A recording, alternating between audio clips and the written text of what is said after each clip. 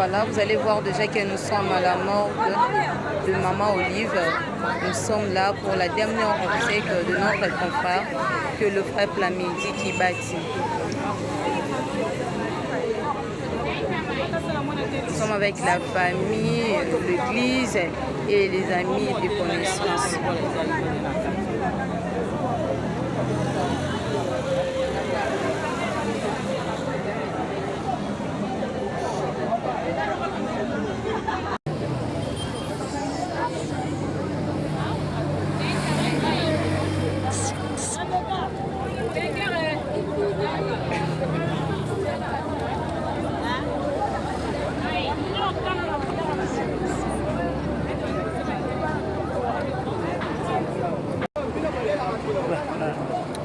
Bonjour prophète Grâce. Bonjour maman.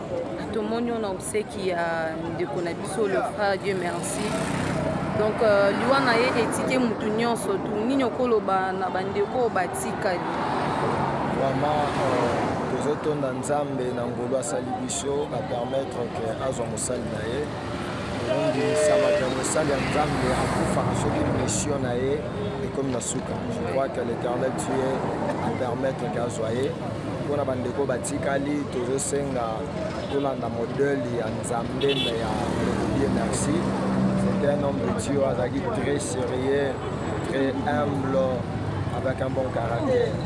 Tout le monde a volé là et ce monde va passer de là à nous avons tellement dérangé la disparition là et c'est là bas au Batikali de continuer dans le salaire Nzambe de continuer dans le roi Nzambe pour la matanga na eleki lolenge na ngwe eleki lezo la kisa lolenge muto azala biso ko tambola malamu pour tout la biso pe ele kamala.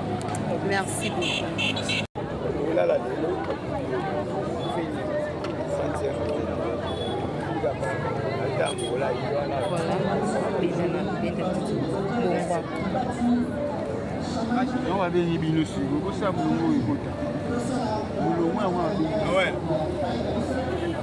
Voilà. Voilà, là ce sont ses amis qui étaient ensemble dans la ministre. Aïe, aïe, aïe, aïe, aïe, ça fait vraiment mal, mais quand Dieu prend l'âme de son serviteur, on n'a pas le choix.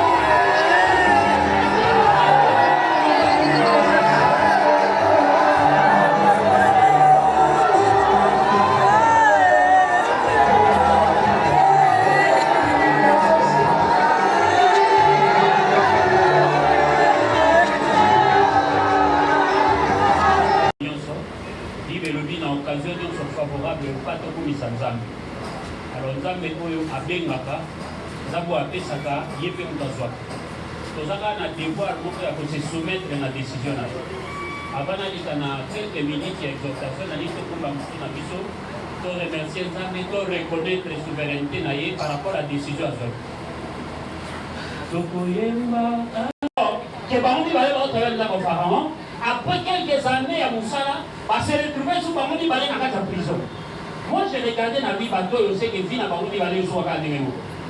Travaillant dans la pharaon, parce que quand ta prison, c'est que on dit ma paix jour. Alléluia. Mais la verset au total, il va le dire pendant que Basara qui est en prison, un jour, Balota Bandoto. Mais et l'autre intéressé là, il a passage bataille, va dire chacun distinct. Balota Bandoto est au Canada. Quand il me dit, non, comme la vie, non, il va aller se dans la maison. Au travail dans la pharaon, auquel en prison ensemble, mais n'est pas l'autre qui parle de ici. On a interpellé Piso na Tongo ya Lelo, Toko Zarabaninga, Toko li ensemble, Totani ensemble, mais un jour vous en entendez l'autre en d'autres naïs. Chacun un songe qui était distinct de l'autre. Quand on va le dire à l'autre, dans moi, ils ont une explication. Et la question est le quoi va l'autre dire l'autre mot explication que est au Canada. Dans la Esika Bakabwana. bauti musika ngana masana oyo ko uti na ndako awa lelo to komi na prison mais bandoto ekabola bango masoni ngana assuré que un jour les gens lelo ekabola mingi okoli ensemble boza même famille botangi ensemble botravaille ensemble boza baami boza équilibre moko mais un jour il y aura quelque chose qui va vous séparer balota bandoto ekeseni.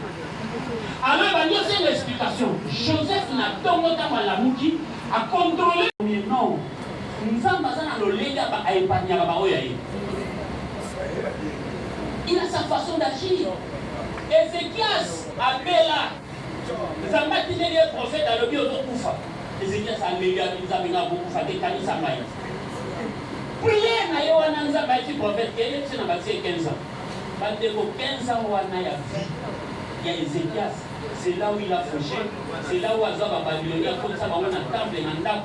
Donc, 15 ans, il y a ma paix à ça là, et il y a moi, mais ça va naître à Babylone. Alléluia. Nous avons baillé par la lobby, nous avons baillé par la future. Allons, on l'a pas naïe avant que les désastres n'arrivent. Amen. C'est-à-dire qu'il y a des choses qu'il faut accepter. L'Ivoya, aux enfants, ma vie, mais pour y avoir des Yama, Yama pas. Yama n'a pas de interpellé. N'attendez pas. Au moins, on et puis, ce qu'on donne un problème, tout le monde a monté. Non, il faut qu'on s'en après. La mort peut te surprendre. Lui, quoique, comportement, madame, un bon témoignage. Lukaka, on s'en a mais maman, ça nous dit, prépare-toi à la rencontre de ton Dieu. Ni pour ni ça, faut que tu en aies un peu. Il va pas y avoir Hôtel aliment parce que ça va au vivre à la sortie Panama va vivre plus longtemps que mon vie noire. Alléluia. Mais à ça surpris. Donc on est au tabac ensemble. C'est Dieu qui s'est décidé. Donc on croit qu'un jour Dieu va te rappeler n'est-ce pas. Un jour au tika minayo, un jour au tika collègue nayo, un jour au tika ekiri nayo, tu iras seul. Alors les connaissances de l'eau sont déjà sur la montagne de la mort, celle. Biso va passer en Maïko, Tikani, Bayana, Tikani, Maman, Aboti, Tikani, Azaïe, et un jour, toi aussi, tu seras seul sur la montagne de la mort. Un jour, tu seras seul dans la montagne. Allez, nous réfléchir. Mon canon nayo et au Kofi Samanavi dans la prière au nom de Jésus. Sambela.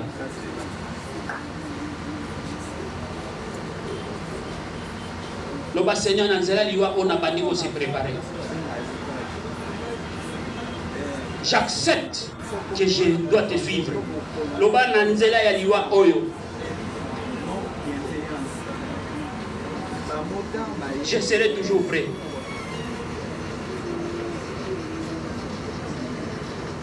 Pendant que vous avez ma personne ma casse à Okabwana, n'a pas de besoin d'empêcher. Très chers frères et sœurs, mesdames et messieurs, à vos titres et qualités respectifs, bonjour.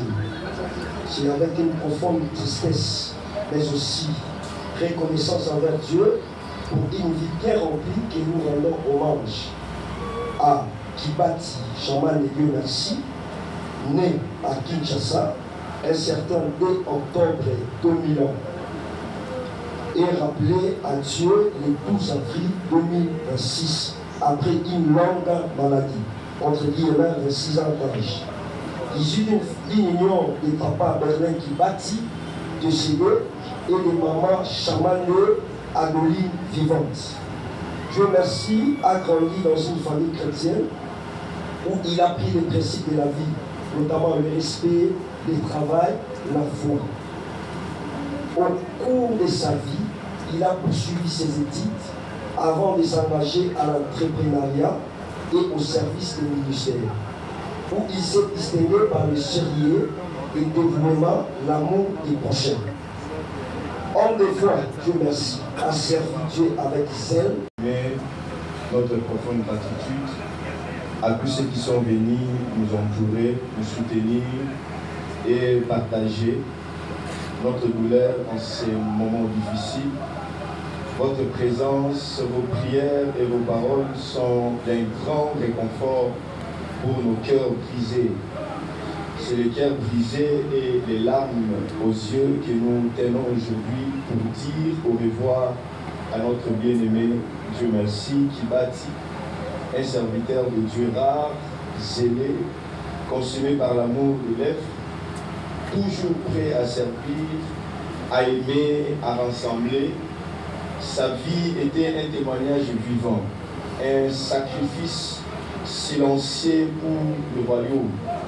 Mais aujourd'hui, la douleur est réelle, très réelle, car perdre un frère, perdre un homme comme lui, laisse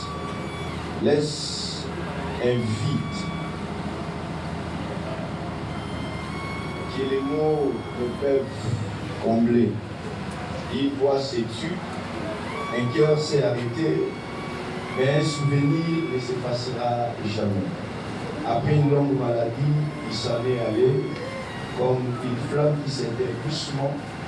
Et même si nos cœurs crient, même si nos larmes coulent sans retenir, nous nous accrochons à cette vérité que la Bible dit, le Seigneur a donné, le Seigneur a repris, que le nom de Dieu soit béni. Oui, c'est difficile à dire, mais Dieu reste Dieu. Même dans la douleur, aujourd'hui, le ciel a accueilli un fidèle serviteur et la terre pleure un homme de valeur. À toi, notre frère, notre compagnon, notre serviteur, merci pour tout. Merci pour ton amour, ta fidélité, ton cœur pour Dieu. Tu laisses derrière toi des traces que l'État n'effacera pas. Repose en paix, vaillant sur le corps de Christ. Tu as combattu le bon combat et ton combat ne sera jamais oublié. Merci beaucoup. Merci beaucoup. Merci.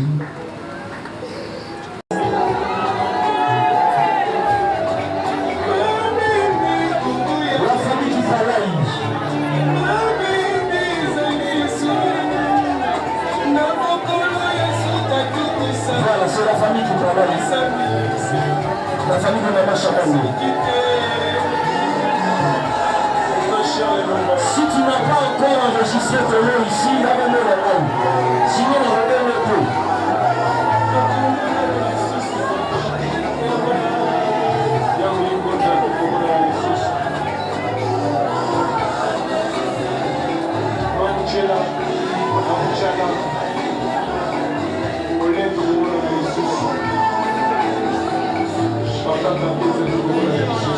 Voilà la famille.